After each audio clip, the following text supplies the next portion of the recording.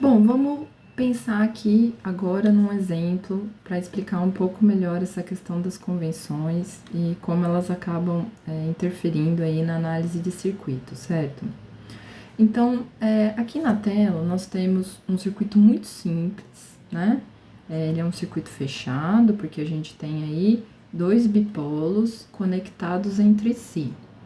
E a única coisa que está sendo dada de informação para a gente é esse sentido de direção de uma corrente, tá?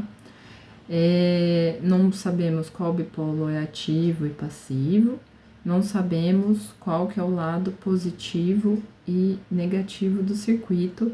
A gente vai tentar inferir apenas com essas informações que foram dadas, tá? Esse circuito é caracterizado por dois nós, então o nó é esse ponto de conexão entre bipolos, nós temos o nó A e o nó B, e é um circuito que tem um único laço, tá? Então, essas definições a gente também vai rever na próxima aula, ok? Bom, como eu disse, a gente tem pouca informação sobre esse circuito, mas a gente tem aí uma corrente que circula em sentido horário e o nome dessa corrente é IAB, tá? Então, esse nome da corrente, ele já dá uma pista pra gente de quem é o potencial positivo e de quem é o potencial negativo aí no circuito, tá? E a gente vai assumir que o potencial positivo é o A e o potencial negativo é o B, tá? Se tem corrente circulando nesse circuito, é porque a gente, com certeza, tem que ter um bipolo ativo, um bipolo que gera energia para o circuito, e um bipolo passivo que consome essa energia. Então, tem um dos dois aí, um é ativo, outro é passivo. Será que a gente consegue inferir qual é qual? Bom, a partir do momento que eu inferi que é o ponto A, é o ponto de maior potencial, o ponto B é o ponto de menor potencial, porque afinal de contas a corrente flui do positivo para o negativo, né? Eu posso dizer que eu tenho essa tensão VAB, certo? A tensão VAB do lado de cá, gente, é a mesma aqui, tá? Então, se lá é VAB, aqui também é VAB, ok? É só vocês imaginarem eu com as pontas de um voltímetro aqui e vou medir, né? Então, se eu medir em cima do bipolo laranja, vai ser VAB. Eles estão curto-circuitados com o outro bipolo verde. Se eu medir em cima dele, também é VAB, tá? Bom,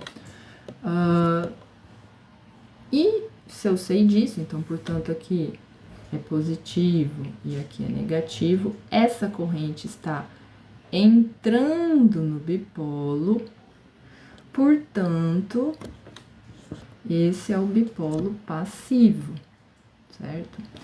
E aqui, a corrente, ela está saindo do bipolo, ela está fornecendo energia para o resto do circuito, tá? Então, portanto, esse é o bipolo ativo, né? Uma outra maneira de dizer isso é que o bipolo laranja é a nossa carga, em inglês se fala load, então, quando vocês estiverem lendo os livros, lá pelas tantas vocês vão ver coisas como considere o resistor RL. Por que RL? RL porque vem de load, tá?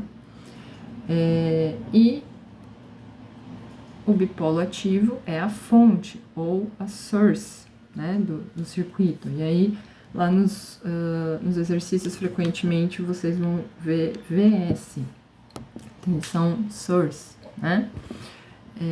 Então, veja que apenas com a simbologia, os nomes e o entendimento das convenções, eu consegui decifrar uma série de coisas aqui sobre o meu circuito, ok? Bom, vamos fazer um outro exemplo aqui, um outro exercício. Será que todos esses circuitos que estão desenhados aqui na tela, eles são o mesmo circuito, na verdade? Vamos analisar caso a caso, certo? Bom, o que a gente tem aqui? A gente tem o primeiro circuito, né? Então, a gente tem um potencial positivo, um potencial negativo, a corrente está indo do mais para o menos, e, portanto, essa corrente está entrando nesse bipolo, certo? Então, isso aqui é um bipolo passivo, né? Vamos agora para o caso aqui do lado. Ele mostra para mim uma fonte de menos 5 volts, onde o positivo está embaixo e o negativo está em cima. Horas, uma fonte de menos 5 volts invertida de potencial, eu posso substituir por mais aqui em cima, menos aqui embaixo e 5 volts. É a mesma coisa, tá? E aqui eu tenho uma corrente de menos 3 amperes indo para a esquerda. Isso é a mesma coisa que uma corrente de 3 amperes indo para a direita. Portanto, esses dois circuitos aqui... Opa! Me atrapalhei aqui, gente. Esses dois circuitos aqui, eles são equivalentes. É o mesmo circuito, tá? Só que desenhado de outra forma, tá? Vamos olhar agora esse exercício, esse circuito aqui de baixo, tá? Esse circuito aqui de baixo, ele já não tem a mesma fonte do que o de cima, né? Ele de fato tá invertido. Porém, a corrente mostra pra gente que, na verdade, se eu desenhar essa mesma corrente aqui em cima, né? Então, é uma corrente que vem pra cá e faz assim, certo? Se eu desenhar ela aqui embaixo,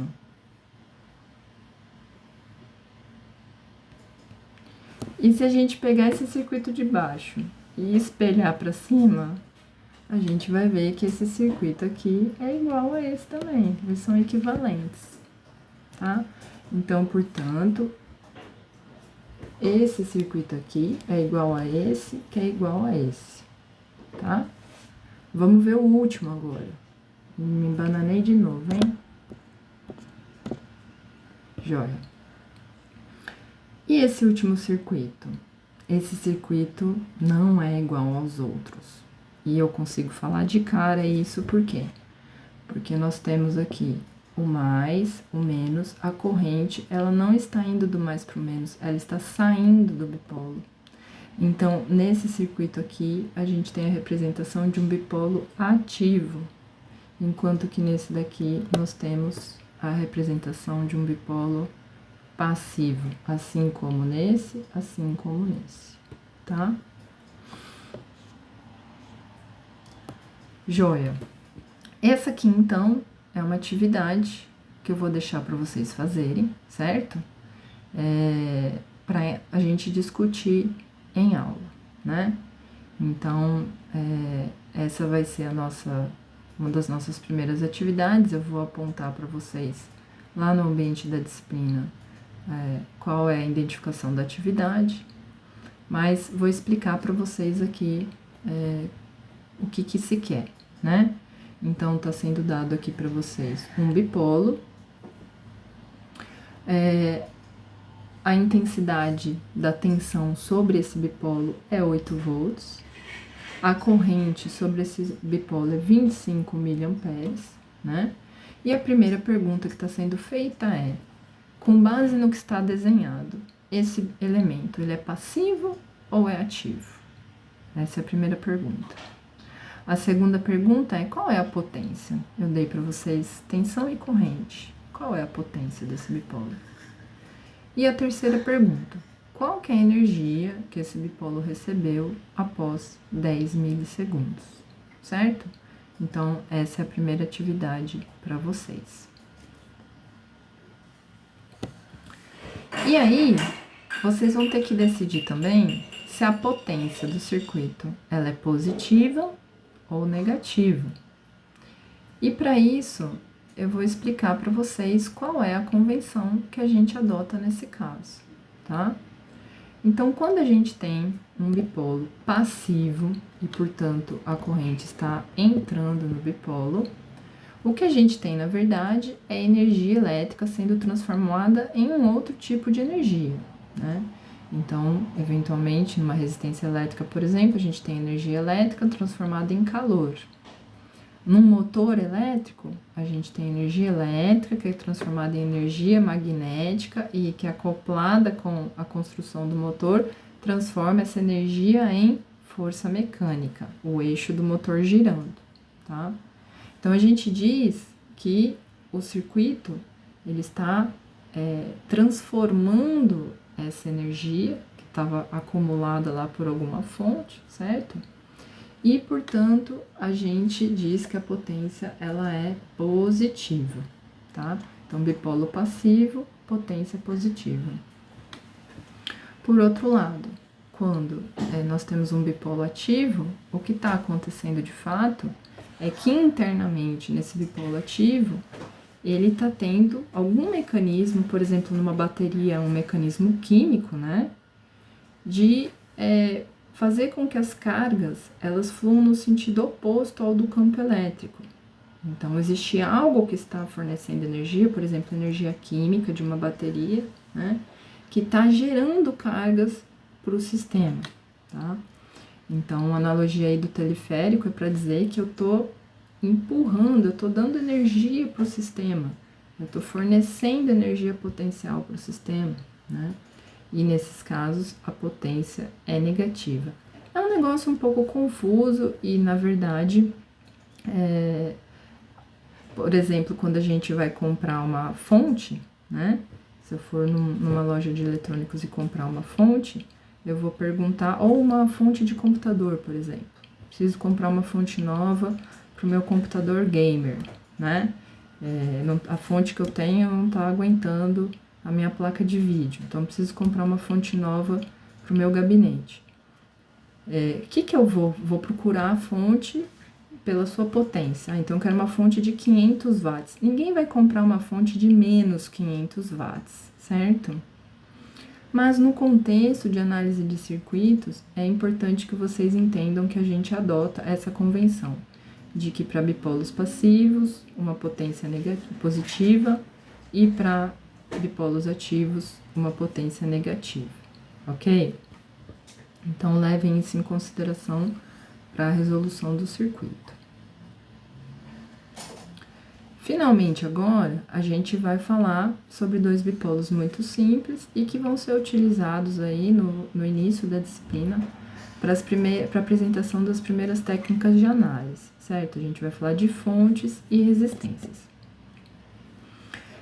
Primeiro, eu gostaria de apresentar para vocês algumas simbologias, certo? Então, toda vez que a gente tiver uma bateria, a gente quiser representar uma bateria ou uma fonte de tensão contínua, né, que não se alterna, ela se mantém constante, tá?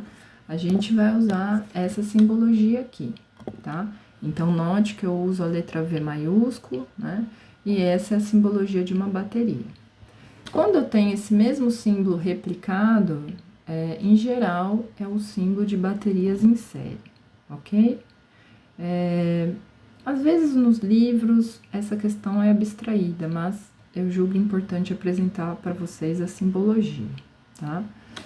Num circuito como esse, a gente está falando de baterias em paralelo. Cuidado com essa história de baterias em paralelo, porque podem existir algumas armadilhas aí, certo? Baterias em paralelo, diferentemente de baterias em série, que a gente consegue entender o propósito delas muito facilmente, né? Então, se eu tenho uma pilha de 1,5 e coloco duas em série, eu passo a ter uma bateria de 3 volts, né? Com um jogo de baterias que juntos conseguem me fornecer 3 volts. O propósito das baterias em paralelo é proporcionar a mesma tensão, porém ter maior capacidade de corrente, maior capacidade de fornecimento de cargas. O problema é que se uma bateria está desbalanceada da outra, uma das baterias pode se tornar uma espécie de carga para outra bateria. Então, por isso que vocês sempre veem as recomendações de que não se misture baterias, que sempre se use um jogo de baterias novos ou com a mesma idade, né? Porque toda vez que a gente instala num circuito baterias que elas são, uma talvez já esteja mais descarregada que a outra, se você, pode ser que seja em série e não tem tanto problema, mas se for em paralelo, pode ser que haja um problema, tá? Então essa é uma das razões para esse tipo de recomendação. Nós temos também outras representações para fontes de tensão constante. Então, a representação anterior, ela é mais adequada para baterias, certo? Mas a gente pode ter uma fonte de tensão de bancada, por exemplo, que eu regulo uma tensão e deixo ela lá. Então, eu posso regular a tensão que eu quiser, 25 volts. E ela é constante, ou 32 volts, 32,5 volts. Então, é uma fonte de tensão capaz de fornecer tensão constante. Nesse caso, a simbologia mais usada é essa aqui, tá? De novo, a letra V maiúscula para indicar que é uma tensão constante. Quando eu tenho essa mesma fonte de bancada, por exemplo, só que agora fornecendo uma tensão variável, e pode ser uma tensão quadrada, pode ser em formato de onda quadrada, pode ser em formato dente de serra, pode ser o que eu quiser. Ou seja, a tensão varia e não tem um formato específico. Em geral, a gente usa essa simbologia aqui, onde o V minúsculo, ele representa, que agora a gente está falando de uma tensão que não é mais constante, e ela varia, nesse caso específico, em função do tempo, tá? Do jeito que está representado aí, ok?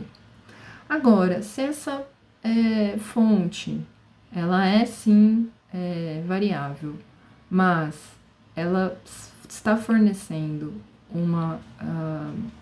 um estímulo senoidal, né? Então, se o sinal de onda que está saindo da fonte, ele é senoidal, então a gente acaba adotando uma simbologia específica para isso, que é a senoide aparecendo aqui no meio, tá?